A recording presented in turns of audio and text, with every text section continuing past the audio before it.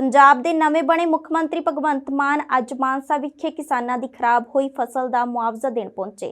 दरअसल मालवा खेतर विच गुलाबी सुंडी लगण कारण किसानां दा 1,36,000 तो वध दा नुकसान होया सी।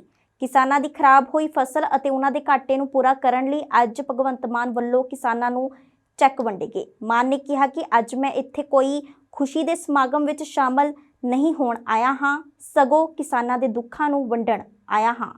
सियाणे कहंदे आ खुशियां वंडण नाल दुगणियां हो जांदियां ने, दुख वंडण नाल अद्धे रह जांदे ने।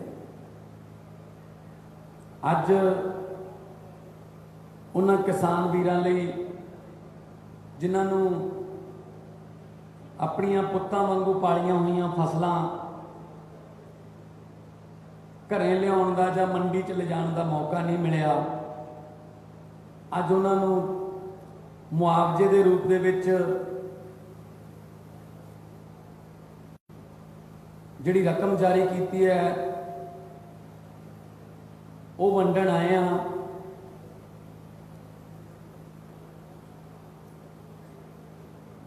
वीरो,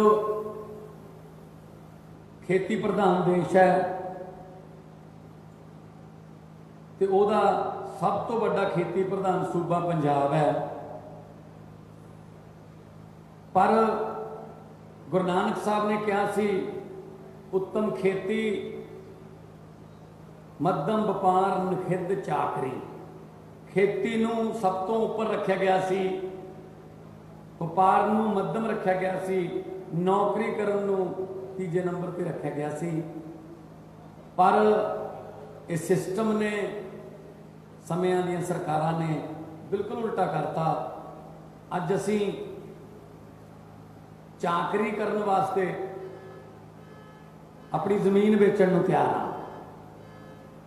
जिहड़ी चीज़ पहले नंबर ते सी उहनूं बेच के तीजे नंबर वाली जिहड़ी गुरु साहब ने कही सी वो लैण नूं तैयार हाँ। ये क्यों होया? क्योंकि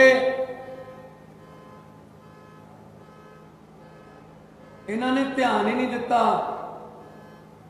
इन्हां ने खेती नूं लाहेवंद धंधा बनाउण लई कोई कदम नहीं चुक्या।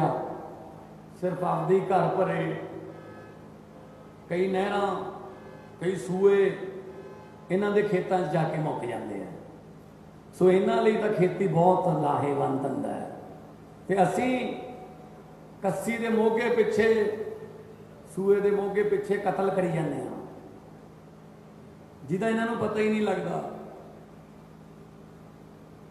पिछली बार चिट्टी सुंडी सी, उन्हें नुकसान किया। मोहाली विखे अज पंजाब भाजपा के प्रधान अश्वनी शर्मा वालों प्रेस कॉन्फ्रेंस की गई। इस दौरान उन्होंने कहा कि पंजाब विच चोणां दौरान पार्टी नूं 6.6% वोटां पईयां हन अते चोणां नूं लै के फीडबैक लई जा रही है। अश्वनी शर्मा ने कहा कि पार्टी ने पूरी हिम्मत दे नाल चोणां लड़ियां हन। उन्होंने कहा कि सानू जो भूमिका पंजाब दे लोकां ने दित्ती है ओह असीं निभावांगे। चुनाव जिहड़ा वो लड़िया क्योंकि बीजेपी पहली बार वड्डे रूप के अंदर चुनाव लड़ रही सी। 73 सीटां दे उत्ते पार्टी कमल दे निशान दे उत्ते चुनाव लड़ी है। पहला 23 सीटां ते लड़दी सी और ये जिहड़ियां 73 सीटां है इहदे ते 10,33,000 लोकां ने भारतीय जनता पार्टी नूं वोटां पाईयां, जिहड़ियां कि 10% तो उपर है। और इहदे इलावा अगर इनू 117 च असीं कन्वर्ट करते हैं तो पिछले चुनावां च बीजेपी नूं 5% वोट पिया सी, इस बारी 6.6% वोट पिया।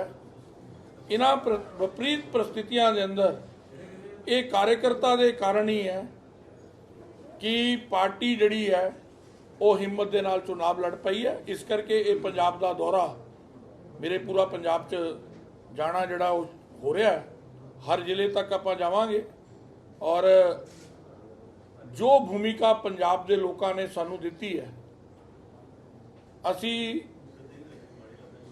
पहरेदार की भूमिका, विपक्ष की भूमिका सकारात्मक विपक्ष की भूमिका जिहड़ी आ वो निभावांगे।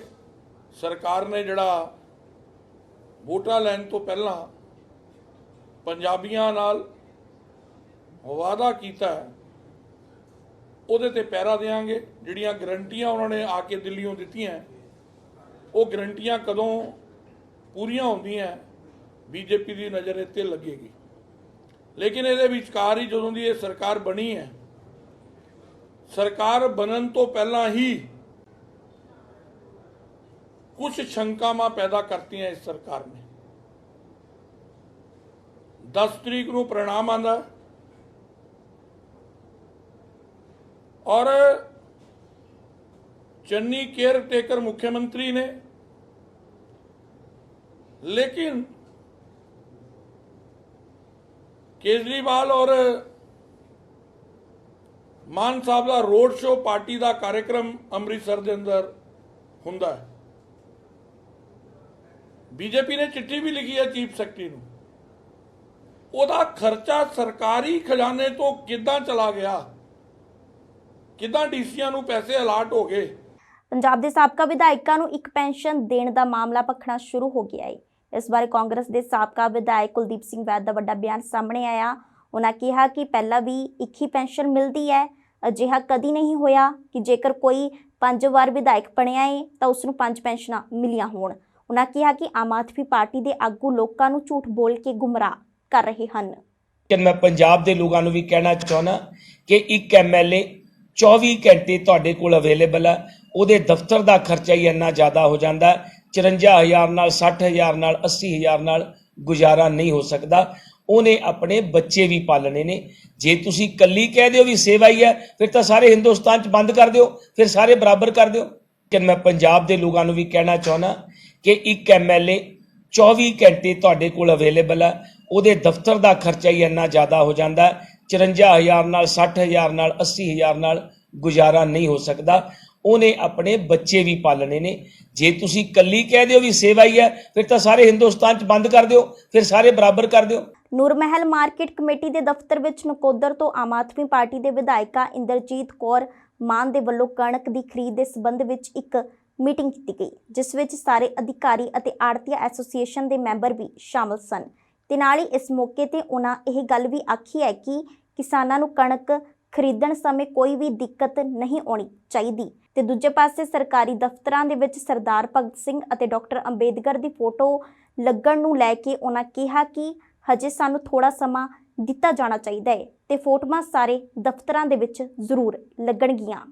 ਮੀਟਿੰਗ ਦਾ ਏਜੰਡਾ ਜਿਹੜਾ ਆਉਣ ਵਾਲੇ ਕਣਕ ਦੇ ਸੀਜ਼ਨ ਵਾਸਤੇ ਸਾਰੇ ਜਿਹੜੇ ਮੁਲਾਜ਼ਮ ਨੇ ਮੰਡੀ ਬੋਰਡ ਦੇ ਇੰਸਪੈਕਟਰ ਤੇ ਨਾਲ ਦੀ ਨਾਲ ਪਿੰਡਾਂ ਤੋਂ ਕੁਝ ਜ਼ਿਮੀਂਦਾਰ ਵੀ ਔਰ ਆੜ੍ਹਤੀਆ ਐਸੋਸੀਏਸ਼ਨ ਦੇ ਵੀ ਕੁਝ ਪਰਸਨ ਸ਼ਾਮਲ ਹੋਏ ਨੇ ਕਿ ਸੀਜ਼ਨ ਨੂੰ ਸੁਚਾਰੂ ਢੰਗ ਦੇ ਨਾਲ ਕਿਵੇਂ ਚਲਾਉਣਾ ਔਰ ਵੱਧ ਤੋਂ ਵੱਧ ਜਿਹੜੇ ਪੰਜਾਬ ਦੇ ਜ਼ਿਮੀਂਦਾਰ ਆ ਉਹਨਾਂ ਵਾਸਤੇ ਕਿੰਨਾ ਕੁ ਸੁਖਾਵਾਂ ਮਾਹੌਲ ਅਸੀਂ ਕਿਵੇਂ ਬਣਾ ਸਕਦੇ ਹਾਂ ਉਹਦੇ ਸੰਬੰਧ ਵਿੱਚ। ਦੂਸਰੀ ਚੀਜ਼ ਇੱਕ ਦੇਖਣ ਨੂੰ ਮਿਲੀ ਆ ਜੋ ਸੀਐਮ ਸਾਹਿਬ ਵੱਲੋਂ ਇੱਕ ਖਾਸ ਗੱਲ ਕਹੀ ਗਈ ਸੀ ਕਿ ਆਪਣੇ ਆਫਿਸ ਦੇ ਵਿੱਚ ਭਗਤ ਸਿੰਘ ਦੀ ਫੋਟੋ ਹੋਣੀ ਚਾਹੀਦੀ ਹੈ। ਡਾਕਟਰ ਸਾਹਿਬ ਫਿਲਹਾਲ ਅਸੀਂ ਜ਼ਰੂਰ ਚੈੱਕ ਤਾਂ ਕੀਤਾ ਪਰ ਫੋਟੋ ਨਹੀਂ ਲੱਗੀ, ਇਹਦੇ ਬਾਰੇ ਕੀ ਕਹਿਣਾ ਚਾਹੁੰਦੇ? ਸ਼ਹੀਦ ਭਗਤ ਸਿੰਘ ਜੀ ਇੱਕ ਸੋਚ ਨੇ, ਇੱਕ ਕਨਸੈਪਟ ਹੈ ਔਰ ਮਨਾਂ ਦੇ ਵਿੱਚ ਸਭ ਦੇ ਉਤਰਿਆ ਹੋਇਆ ਔਰ ਉਹਦੇ ਵਾਸਤੇ ਫੋਟੋਗ੍ਰਾਫੀ ਜਿਹੜੀ ਆ ਉਹ ਹੋ ਸਕਦਾ ਹਜੇ ਪ੍ਰਸ਼ਾਸਨਿਕ ਤੌਰ 'ਤੇ ਜਿਵੇਂ ਦੇ ਹੁਕਮ ਹੁੰਦੇ ਹੋਣਗੇ ਕਿਵੇਂ ਲਾਉਣੀਆਂ ਨੇ ਸਾਰੇ ਲਾਉਣਗੇ। ਸਮਾਂ ਦਿੱਤਾ ਜਾਣਾ ਚਾਹੀਦਾ ਹਰ ਚੀਜ਼ ਵਾਸਤੇ ਔਰ ਹਜੇ ਇਹਨਾਂ ਨੂੰ ਟਾਈਮ ਦਿੱਤੇ ਗਏ ਆ। ਆਪਣੇ ਆਪਣੇ ਆਫਿਸ ਦੇ ਵਿੱਚ ਉਹ ਪ੍ਰਬੰਧ ਕਰਨਗੇ ਜੀ। ਲੱਗਣਗੀਆਂ ਫੋਟੋ ਲੱਗਣਗੀਆਂ, ਬਾਬਾ ਸਾਹਿਬ ਅੰਬੇਦਕਰ ਦੀ ਲੱਗੇਗੀ, ਸ਼ਹੀਦ ਭਗਤ ਸਿੰਘ ਜੀ ਦੀ ਲੱਗੇਗੀ। ਹਰ ਦਫ਼ਤਰ ਦੇ ਵਿੱਚ ਜੇ ਸਾਡੇ ਮਾਨਯੋਗ ਸੀਐਮ ਸਾਹਿਬ ਦਾ ਹੁਕਮ ਹੈ ਤਾਂ ਬਿਲਕੁਲ ਉਹ ਹੋਏਗਾ ਉਸੇ ਤਰ੍ਹਾਂ ਔਰ ਕੁਝ ਸਮਾਂ ਦਿੱਤਾ ਜਾਣਾ ਚਾਹੀਦਾ ਤਾਂ ਕਿ ਉਹ ਆਪਣੇ ਪੋਰਟਰੇਟ ਜਿਹੜੇ ਉਹ ਤਿਆਰ ਕਰਵਾ ਲੈਣ।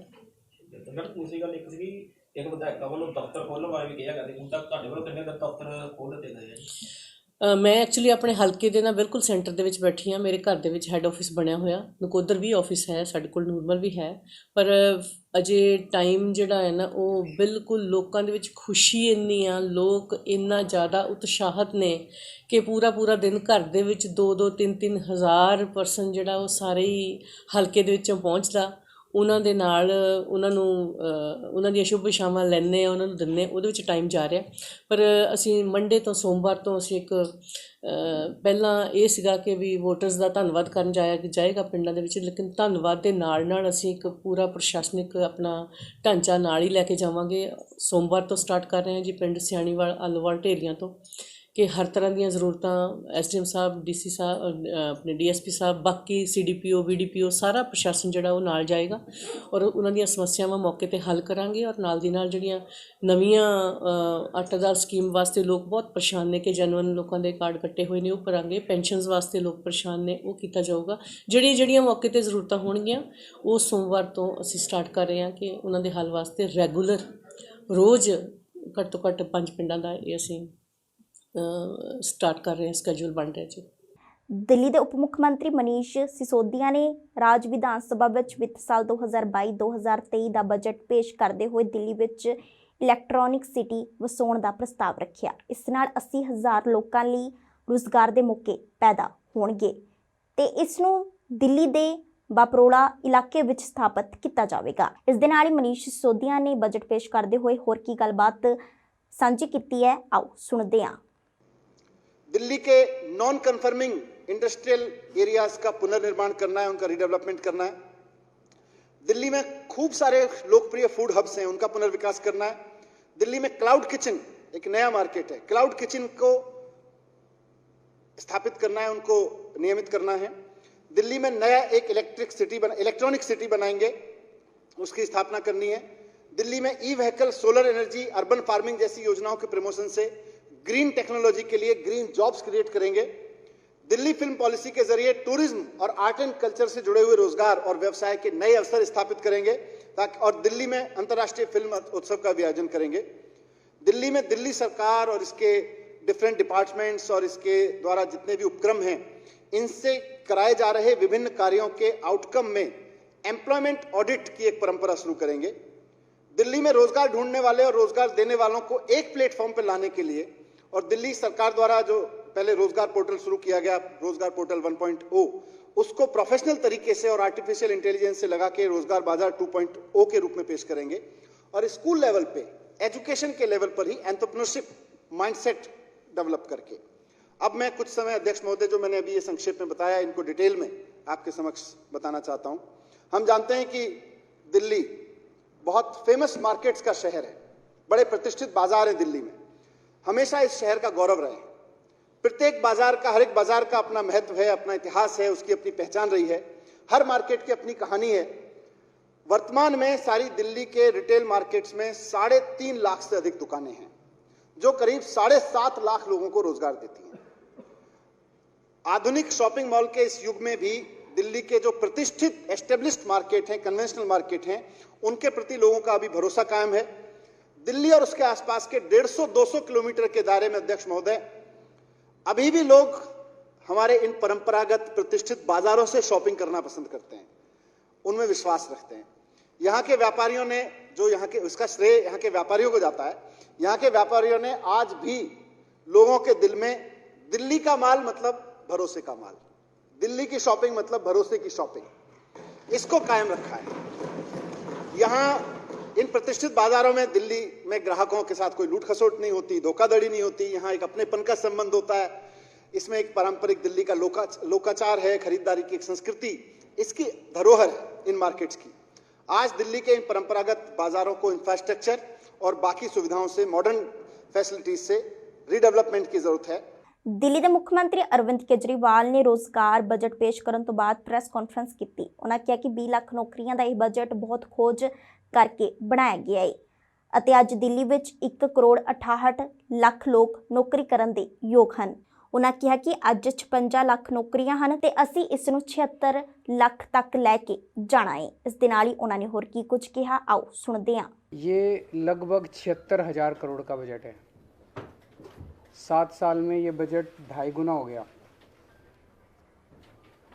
ये किसी, आज हमारे देश में अगर हम सारी राज्य सरकारें देखें, केंद्र सरकार देखें,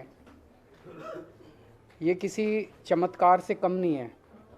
इतने बड़े स्केल के ऊपर इतना भारी बजट के अंदर इम्प्रूवमेंट कोई चमत्कार से कम नहीं है। ये केवल और केवल एक ही कारण से हुआ, क्योंकि हमारी पार्टी एक कट्टर ईमानदार पार्टी है। हमारी सरकार कट्टर ईमानदार सरकार है और उस ईमानदारी का नतीजा है कि बजट ने इस किस्म से छलांग ली है। हमने 7 साल के अंदर अननेसेसरी एक्सपेंडिचर को ख़त्म किया, भ्रष्टाचार को ख़त्म किया, रेवेन्यू के अंदर जो लीकेजेस थी, एक्सपेंडिचर में जो लीकेजेस थी वो सब ख़त्म की और उसका नतीजा है कि आज दिल्ली के लोगों को इतने बड़े बजट का फ़ायदा मिलने वाला है। हमारा मानना है कि आज एक आम आदमी के सामने इस देश में 2 सबसे बड़ी समस्याएं हैं, रोज़गार और महंगाई। और इसको लेके अभी जैसे पंजाब में हमारी सरकार है, पंजाब में हमारी सरकार ने सरकार बनते ही 25,000 नई सरकारी नौकरियों का ऐलान किया, जिसका 1 महीने के बाद जिनकी भर्ती होने वाली है। 35,000 कच्चे कर्मचारियों को पक्का करने का ऐलान किया पंजाब में। आज दिल्ली में जो बजट पेश किया गया है, अगर उसको मैं मोटे मोटे तौर पे बहुत ब्रॉडली देखूं तो इन 2 समस्याओं का समाधान, रोज़गार और महंगाई, इन 2 समस्याओं का समाधान आज ये बजट दिल्ली के लोगों के लिए करता है। इतने बड़े स्केल के ऊपर इतने क्रिएटिव और इनोवेटिव तरीके के साथ मुझे नहीं लगता, रोज़गार पैदा करने के लिए मुझे नहीं लगता आज तक कभी भी किसी भी सरकार ने प्रयास किया है जो आज इस बजट के ज़रिए किया गया है। पिछले 7 साल में दिल्ली सरकार ने लगभग 12 लाख रोज़गार दिल्ली के युवाओं के लिए तैयार किए। इनमें 1,78,000 रोज़गार सरकारी सेक्टर में थे और लगभग 10 लाख रोज़गार प्राइवेट सेक्टर में थे। 12 लाख रोज़गार पिछले 7 साल के अंदर दिल्ली में आम आदमी पार्टी की सरकार ने तैयार किए।